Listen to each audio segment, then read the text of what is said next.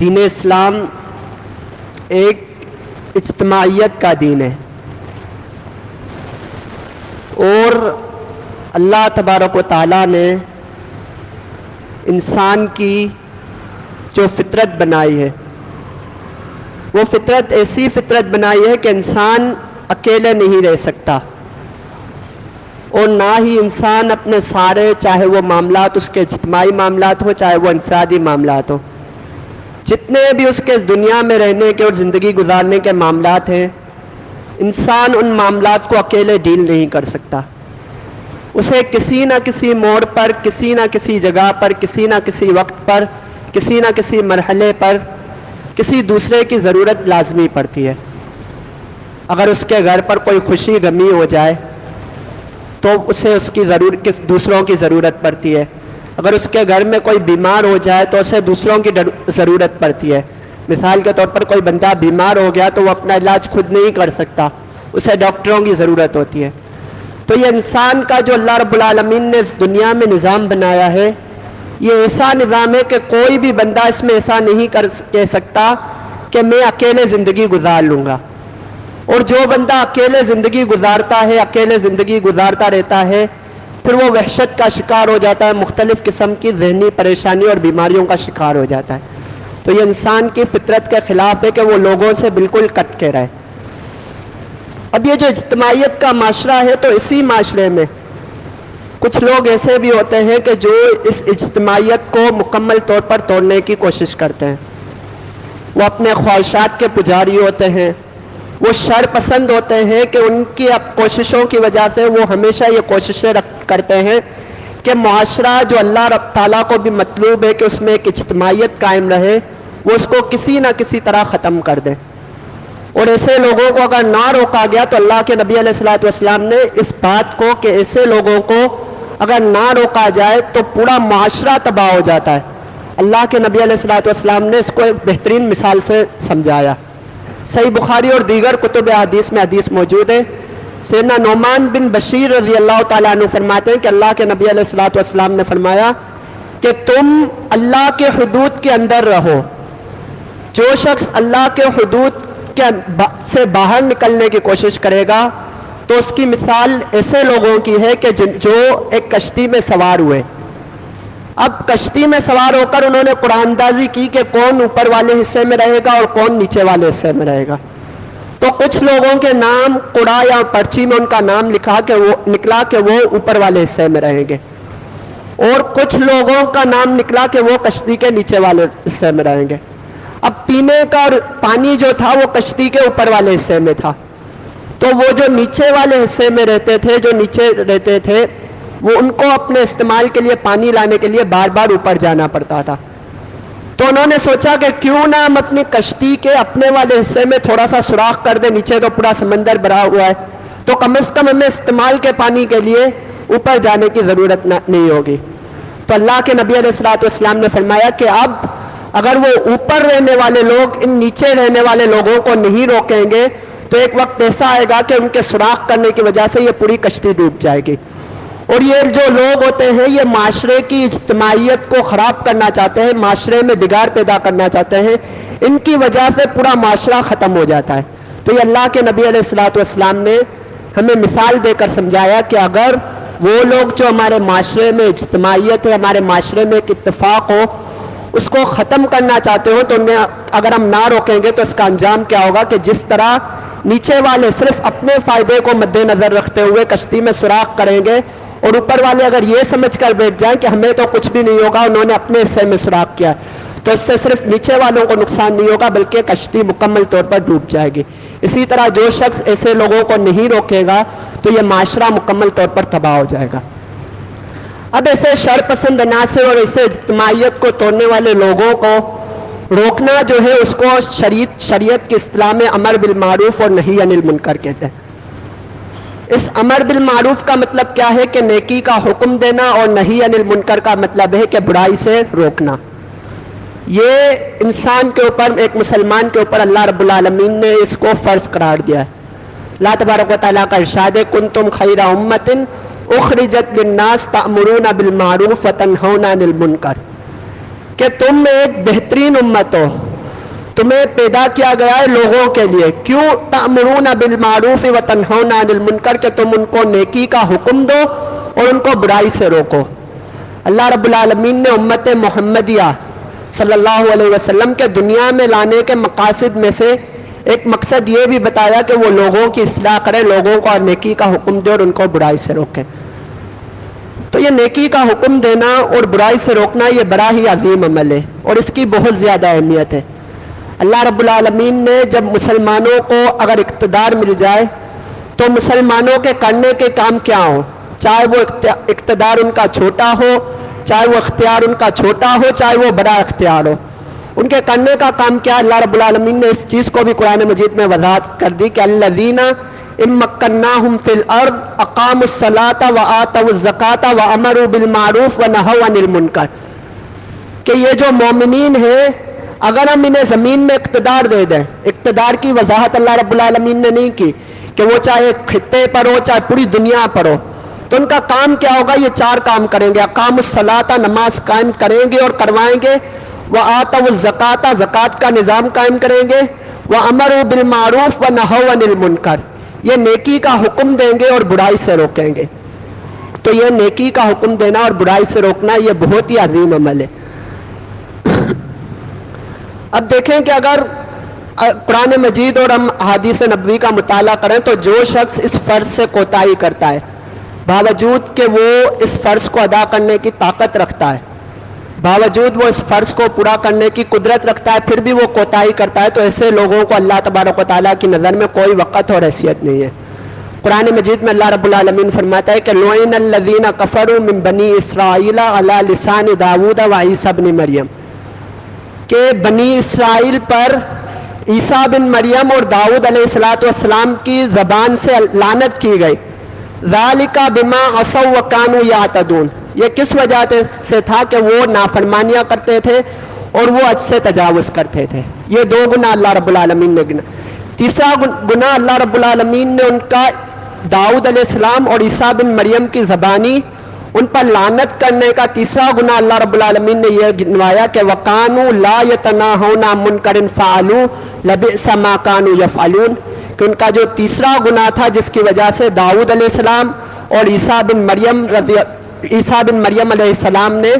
بنی اسرائیل پر لعنت کی، وہ کیا تھا کہ کانوا لا یتناہون عن منکر، کہ وہ جب کوئی برائی دیکھتے، کوئی برا کام دیکھتے تو اس کو روکتے نہیں تھے. لبئس ما کانوا یفعلون، یہ بہت ہی برا ہے جو وہ کام کرتے تھے. اور اسی طرح مشہور قصہ ہے، آپ نے بار بار سنا ہوگا، سورہ اعراف میں اللہ رب العالمین نے اس کو بیان فرمایا، مچھلی والوں کا قصہ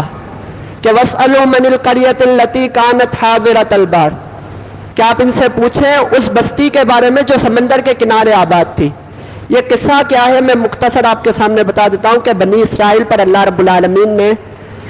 ایک حکم نازل کیا تھا کہ ہفتے کا دن ہوگا تب تمہیں مچھلی کا شکار نہیں کرنا، تب تمہیں مچھلی کے شکار کے لیے نہیں جانا. اور پھر اللہ رب العالمین نے ان کو آزمانے کے لیے اس طرح کیا کہ جب عام دن ہوتا یعنی جس میں ان کو شکار کرنے کی اجازت تھی تو اس وقت کیا ہوتا کہ مچھلی اتنی تعداد میں نہیں آتی، لیکن ہفتے والے دن مچھلیاں ایسے آتی جیسے کنارے پر بھی ان کو نظر آ رہی ہوتی اور ان کے سامنے مچھلیاں اڑ رہی ہوتی. یہ اللہ رب العالمین کی طرف سے ان کے لیے ایک آزمائش تھی کہ وہ رکتے ہیں یا نہیں. پھر انہوں نے کیا کیا کہ وہ جمعے کی شام کو کیا کرتے، سمندر کے کنارے ایک بڑا سا گڑھا کھود دیتے، سمندر کے کنارے ایک بڑا سا گڑھا زمین میں کھود دیتے جس میں پانی داخل ہو جاتا. اب ہفتے والے دن مچھلیاں آ کر اس گڑھے میں پھنس جاتی کیونکہ مچھلیاں اندر چلی جاتی، پھر وہ باہر نہیں نکل سکتی تھی. اور پھر اتوار کا دن آتا تو وہ ان ساری مچھلیوں کو پکڑ لیتے تھے. اب یہ جب انہوں نے اللہ کے حکم کو توڑنے کے لیے، اللہ کے حکم کے نافرمانی کرنے کے لیے یہ انہوں نے چور دروازہ نکالا تو پھر بنی اسرائیل کے اندر 3 گروہ بن گئے. وہ 3 گروہ کس طرح بنے کہ پہلا گروہ وہ ان کو تبلیغ کرتا تھا اور سمجھاتا تھا، اور ایک گروہ تھا بنی اسرائیل میں وہ خاموشی سے دیکھتا رہتا تھا، اور تیسرا گروہ جو یہ قبیح فعل کرتا تھا. اللہ تبارک و تعالیٰ نے ان تینوں کی وضاحت کی. اذ قالت امۃ منہم لم تعظون قوما اللہ مہلکہم او معذبہم عذابا شدیدا، کہ جب ان میں سے ایک گروہ نے کہا کہ لم تعظون قوما اللہ،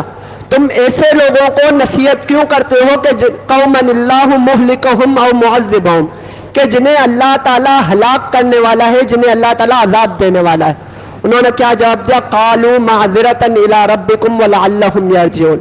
تاکہ ہم اپنے رب کے سامنے عذر پیش کر سکیں اور تاکہ یہ صحیح راستے کی طرف لوٹ آئے۔ آج بھی لوگ اس امر بالمعروف اور نہی عن المنکر کو روکنے کے لیے، کہ لوگوں کو سمجھانے کے لیے، لوگ یہ کہتے ہیں کہ بھئی ہمیں کیا ضرورت ہے کہ ہم خام خار کسی کے ہاتھ میں، ہر کسی کے معاملے میں ڈالیں۔ یہ ایسے لوگ ہیں کبھی بھی نہیں سمجھتے۔ آپ کتنی بھی خواری کر لیں، آپ چھوڑ دیں ان لوگوں کو۔ یہی ان لوگوں نے کہا تھا کہ لما تعظون قوما اللہ، ایسے لوگوں کو کیوں آپ نصیحت کرتے ہیں کہ جو سمجھنے والے نہیں ہیں، بس ان کا انجام یہی ہے کہ اللہ انہیں ہلاک کر دے گا۔ اللہ رب العالمین نے اس کا انجام کیا دیا کہ فلما نسوا ما ذکروا به انجینا الذین ینہون عن السوء واخذنا الذین ظلموا بعذاب بئیس بما کانوا یفسقون، کہ جب وہ باز نہیں آئے تو پھر اللہ تبارک و تعالیٰ نے ان لوگوں کو صرف نجات دی کہ جو اس برے فعل سے ان کو روکتے تھے، اور باقی جو دو گروہ تھے اللہ رب العالمین نے ان سے کہا کونوا قردۃ خاسئین، تم ذلیل بندر بن جاؤ۔ تو یہ ایک بہت بڑا گناہ ہے کہ اگر انسان دیکھے کہ لوگ اللہ کے احکامات کی نافرمانی کر رہے ہیں، اللہ کے احکامات کو چھوڑ رہے ہیں، پھر بھی اگر وہ خاموش رہتا ہے تو یہ اللہ رب العالمین کی لعنت کا مستحق بنے گا۔ اور اللہ رب العالمین کی لعنت کا مستحق ہونے کا مطلب یہ ہے کہ ایسے بندے کو اللہ رب العالمین کی رحمت نہیں ملتی، اور جس بندے پر اللہ رب العالمین رحمت نہیں کرتا تو وہ بندہ جنت میں بھی داخل نہیں ہو سکتا۔ تو یہ ایک بہت بڑا گناہ ہے۔ اس کے بعد آتے ہیں کہ اگر امر بالمعروف اور نہی عن المنکر انسان اس فعل کو اپنائے تو انسان کو فائدہ کیا ہوگا؟ تو میں 3 یا 4 فائدے آپ کے سامنے ذکر کروں گا۔ اللہ تعالیٰ سے دعا ہے کہ اللہ تبارک و تعالیٰ ہمیں ان فائدوں کو سننے، سمجھنے اور عمل کرنے کی توفیق عطا فرمائے۔ سب سے پہلا فائدہ یہ ہے کہ امر بالمعروف اور نہی عن المنکر یہ ایسا عمل ہے، ایسا فرض ہے کہ انسان اگر ان کو ادا کرے تو یہ انسان کے جو جسم کے اعضاء ہیں ان کے صدقوں میں سے اللہ کے نبی علیہ الصلوۃ والسلام نے اس کو ایک صدقہ شمار کیا ہے۔ نبی علیہ الصلوۃ والسلام کے حدیث کا مفہوم ہے کہ جب انسان صبح اٹھتا ہے تو انسان کے جسم کے جتنے بھی جوڑ ہیں ان میں سے ہر ایک جوڑ کا صدقہ انسان پر واجب ہے۔ ان میں سے نماز ایک صدقہ ہے، روزہ ایک صدقہ ہے، امر بالمعروف ایک صدقہ ہے، نہی عن المنکر ایک صدقہ ہے۔ یعنی انسان کسی کو نیکی کا حکم دے گا، کسی کو برائی سے روکے گا، تو وہ جو اعضاء کا صدقہ ہے، جو جوڑوں کا صدقہ ہے، وہ اللہ رب العالمین کی بارگاہ میں انسان پورا کرے گا۔ اور جو انسان اللہ رب العالمین نے اس پر کوئی چیز فرض کی ہے وہ اس کا پورا کرے گا تو اللہ رب العالمین اسے دنیا میں بھی اچھے فوائد دے گا اور آخرت میں بھی اچھے فوائد دے گا۔ اس کے علاوہ دوسرا جو فائدہ یہ ہے، نبی علیہ الصلوۃ والسلام کی حدیث کو اگر ہم سامنے رکھیں تو یہ امر بالمعروف اور نہی عن المنکر یہ اتنا عظیم فعل ہے، اتنا عظیم عمل ہے کہ دنیا کی بڑی بڑی نعمتوں سے یہ بہتر ہے۔ اللہ کے نبی علیہ الصلوۃ والسلام کی حدیث ہے کہ لَأَن يَهْدِ اللَّهُ بِكَ رَجُلًا وَاحِدًا خَيْرٌ لَكَ مِنْ حُمُرِ النَّعَمِ، کہ اگر اللہ تمہارے ذریعے سے کسی ایک بندے کو بھی، یہ نہیں ہے کہ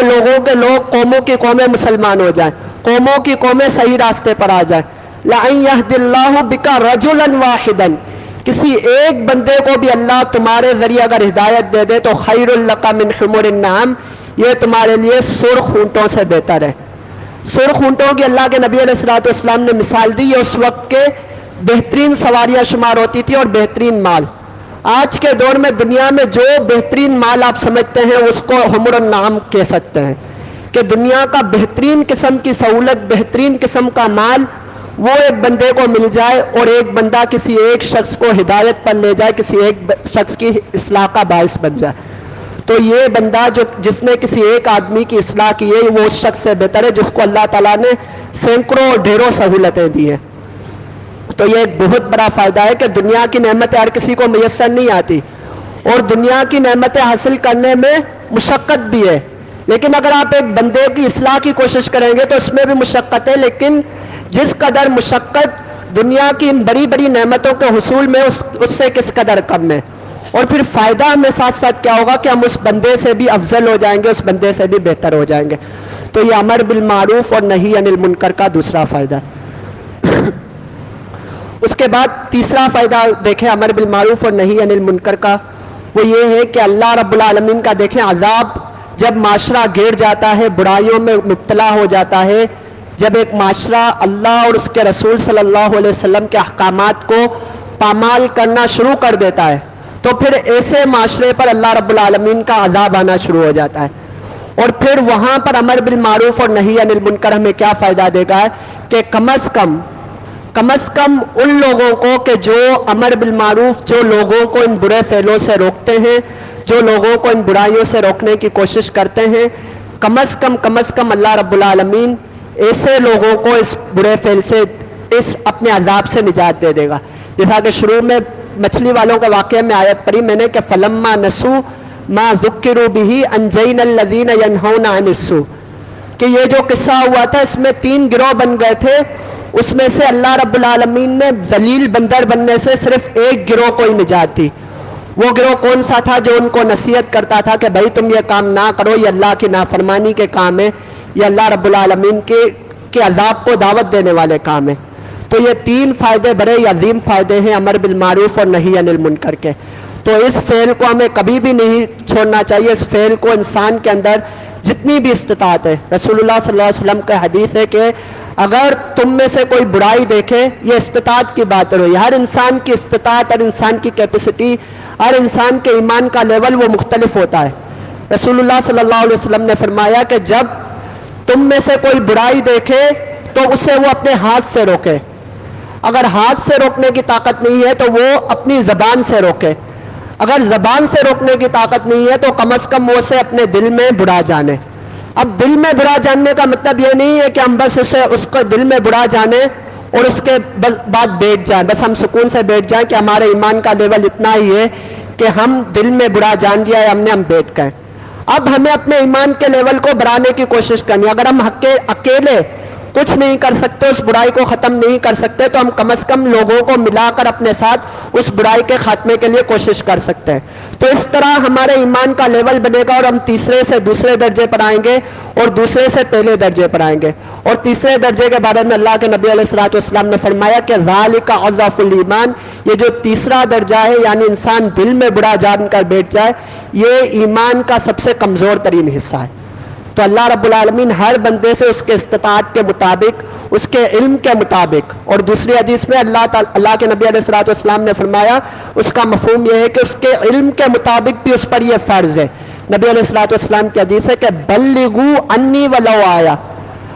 اگر آپ کو کوئی ایک آیت بھی آتی ہے، اگر ایک آیت بھی سمجھ آ گئی ہے تو اسے بھی لوگوں تک پہنچاؤ، لوگوں کو اس کے بارے میں سکھاؤ۔ اگر آپ کو ایک آیت، ایک حدیث کے بارے میں پتا ہے کہ لوگ وہ کام کر رہے ہیں اور وہ اللہ اور اس کے رسول صلی اللہ علیہ وسلم کے احکامات کے خلاف ہے، تو میرا اور آپ کا یہ فرض بنتا ہے کہ ہم اللہ کے اس فرض پر عمل کرتے ہوئے، جو ہمارے اس دنیا میں آنے کے مقاصد میں سے ایک مقصد ہے، فرض پر عمل کرتے ہوئے ہم لوگوں کو روکیں، وہ آیت بتا، چاہے ایک آیت، اگر ایک آیت سے زیادہ ہمیں نہیں آتا تو اللہ رب العالمین نے ہمیں صرف اس ایک آیت کا مکلف بنایا ہے، اس سے زیادہ اللہ رب العالمین ہم سے پوچھے گا بھی نہیں۔ ہاں، اس ایک آیت کے بارے میں ہو سکتا ہے کہ اللہ رب العالمین ہم سے سوال کر لے کہ تمہیں ایک صحیح مسئلہ پتا تھا، تمہیں ایک صحیح بات پتا تھی کہ تم لوگوں کی اصلاح اس صحیح بات سے کر سکتے تھے، لوگوں میں سے وہ برائی ختم کر سکتے تھے، لیکن تم نے وہ برائی کیوں ختم نہیں کی؟ وما کان ربک لیہلک القری حتی واہلھا مصلحون، کہ اللہ رب العالمین کسی بھی قوم کو، کسی بھی بستی کو اس وقت تک ہلاک نہیں کرتا یہاں تک کہ اس کے جو رہنے والے ہیں وہ اصلاح کرنے والے ہوں۔ اللہ تعالیٰ سے دعا ہے کہ اللہ رب العالمین ان ٹوٹے پھوٹے الفاظ کو سمجھنے اور عمل کرنے کی توفیق عطا فرمائے۔ اقول قولی ھذا واستغفر اللہ لی ولکم وآخر دعوانا ان الحمد للہ رب العالمین۔